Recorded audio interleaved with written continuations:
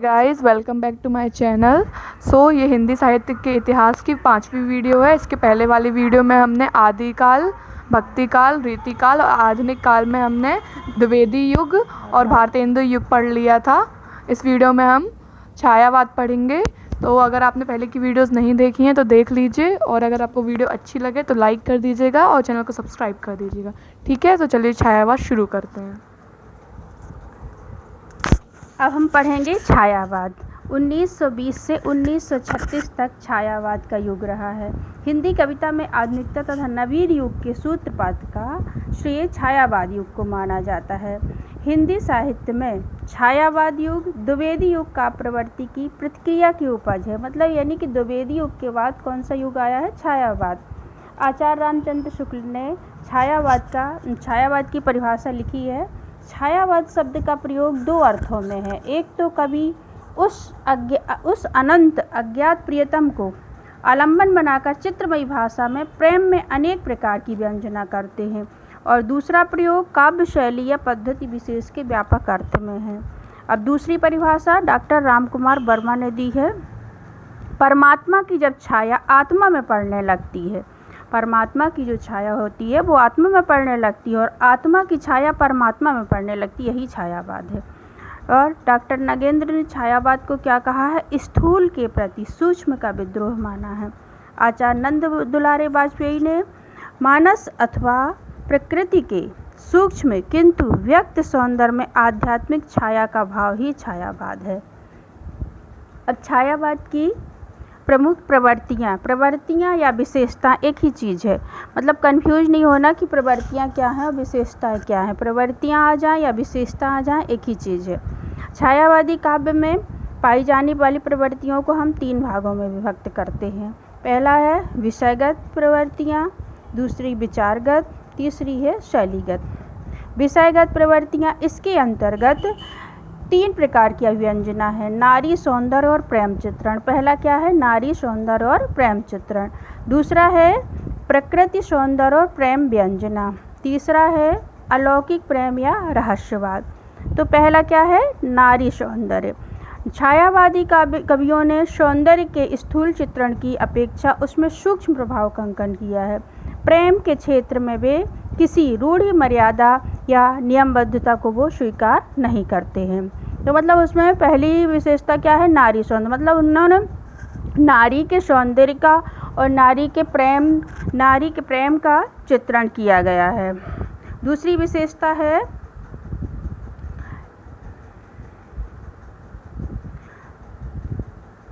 इनके प्रेम की दूसरी विशेषता क्या है?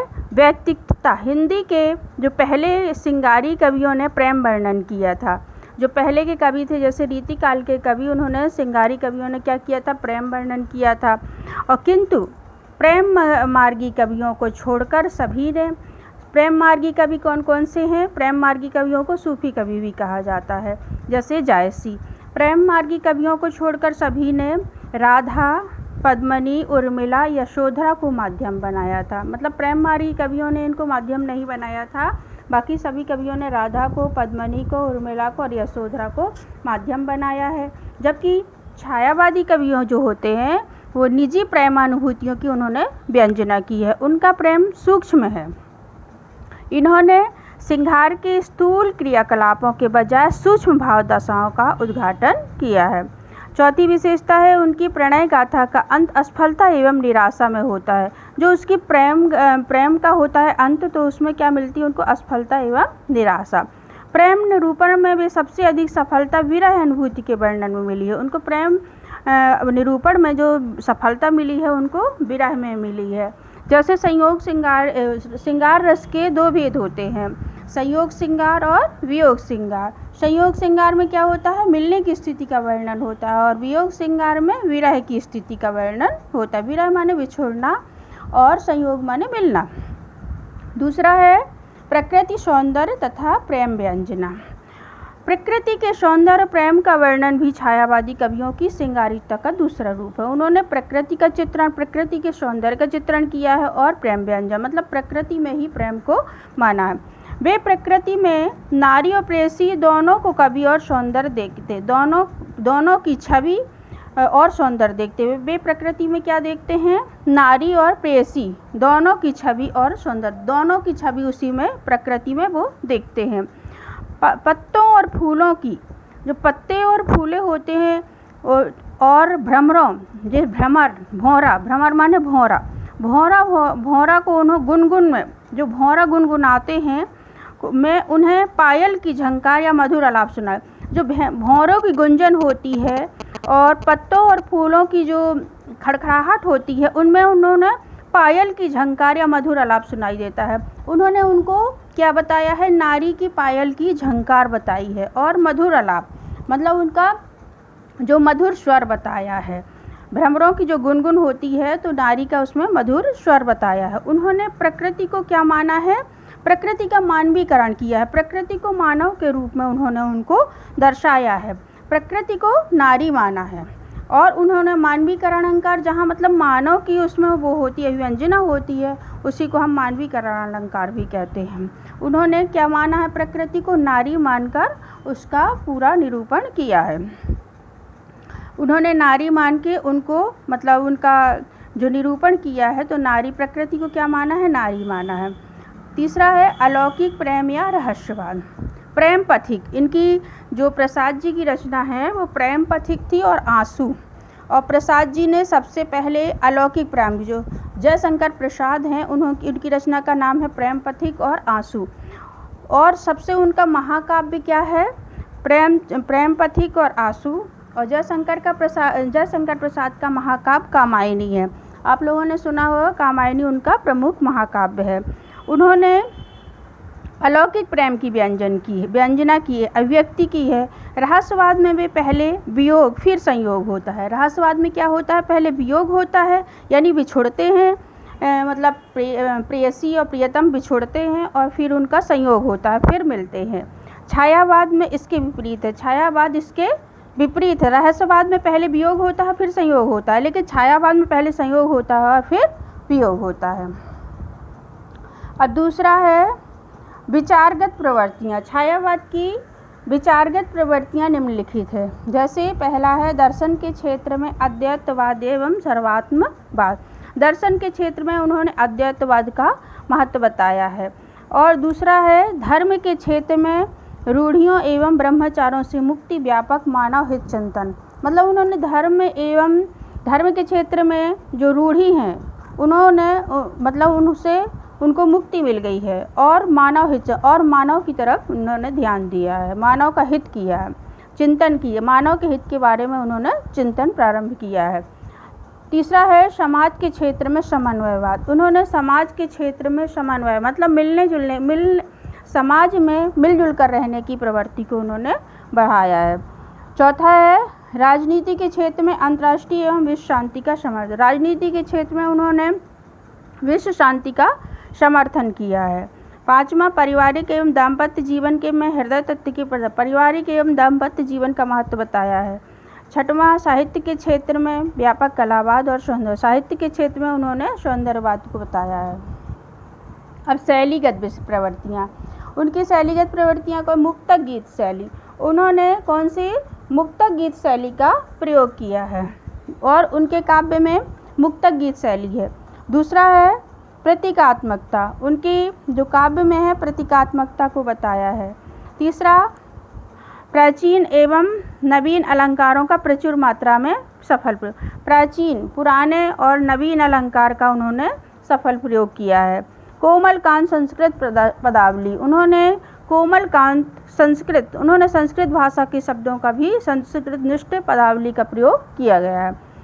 पांचवा है गीति शैली के सभी प्रमुख तत्व। उन्होंने गीति शैली के जो तत्व होते हैं, गीति शैली के कौन कौन से तत्व होते हैं, जैसे व्यक्तिकता, भावात्मकता, संगीतात्मकता और संक्षिप्तता और कोमलता, ये गीत शैली के तत्व होते हैं। तो उन्होंने गीति शैली के सभी तत्वों का प्रयोग किया है, जैसे व्यक्तिकता, भावात्मक मतलब उनमें भाव भी है, संगीतात्मक उनके काव्य में संगीत भी है, उनके संक्षिप्त भी है, छोटे हैं माने संक्षिप्त, और कोमलता। उनके काव्य में सभी जो विशेषताएं हैं जैसे व्यक्तिकता, भावात्मकता, संगीतात्मकता, संक्षिप्तता और कोमलता।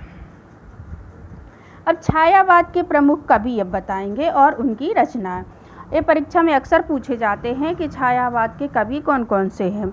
छायावाद के 4 प्रमुख स्तंभ हैं। पहला है जयशंकर प्रसाद और दूसरा है सुमित्रानंदन पंत। सुमित्रानंदन पंत को प्रकृति के सुकुमार कवि भी कहा जाता है।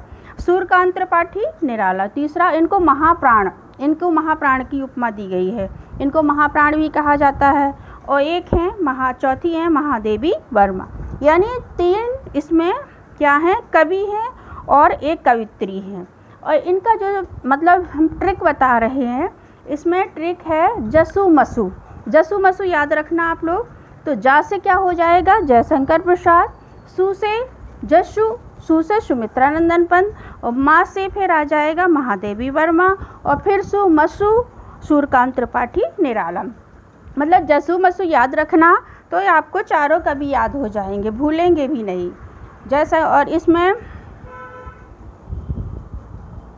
अब जयशंकर प्रसाद के बारे में थोड़ा सा अब इसके बारे में बताएं इनकी रचनाओं।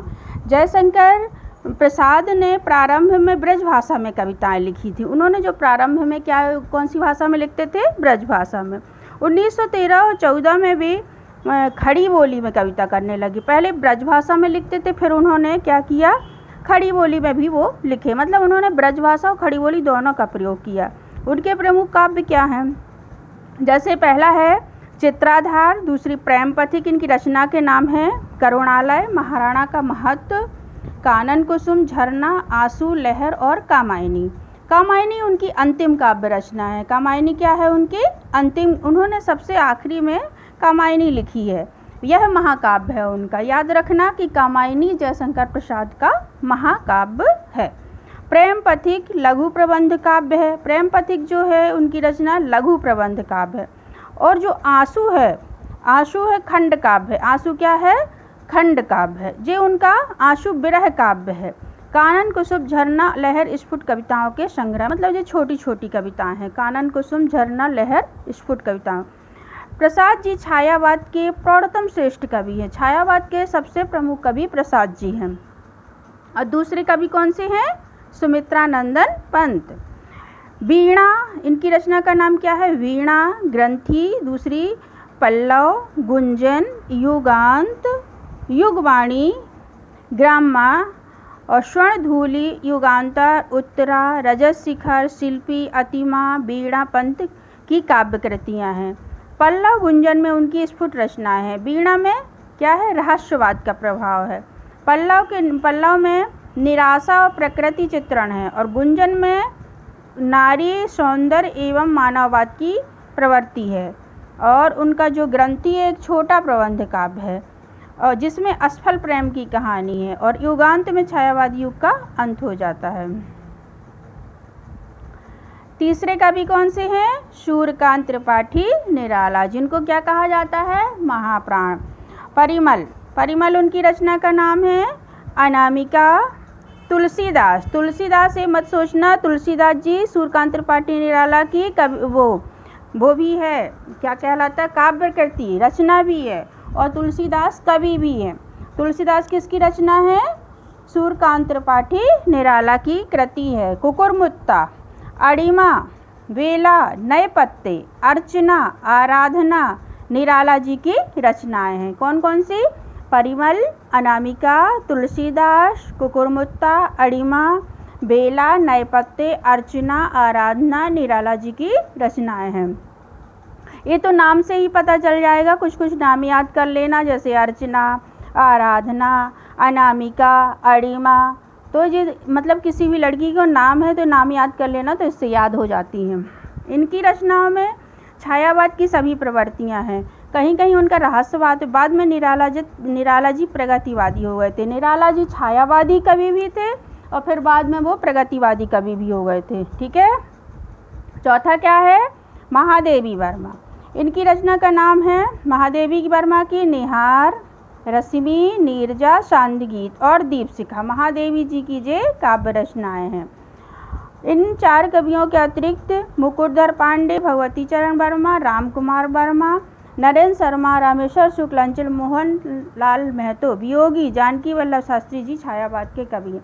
मतलब 4 कवि तो याद ही रखना है, इनके अलावा जो भी कवि हैं, लेकिन 4 कवि मोस्ट इम्पॉर्टेंट कवि हैं। इनकी रचना के नाम और इनके मतलब छायावाद के जो 4 कवि और इनकी रचनाओं के नाम परीक्षा में अक्सर पूछे जाते हैं, या 9th 10th 11th 12th कुछ भी कोई भी क्लास हो, इस सभी क्लासों के लिए ज़रूरी है।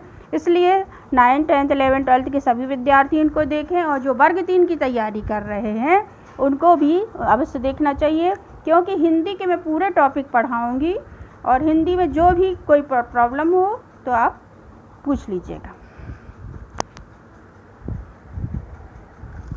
ओके गाइस, अगर आपको वीडियो अच्छी लगी हो तो लाइक कीजिएगा, शेयर कीजिएगा और हमारे चैनल को सब्सक्राइब कीजिएगा। Thank you.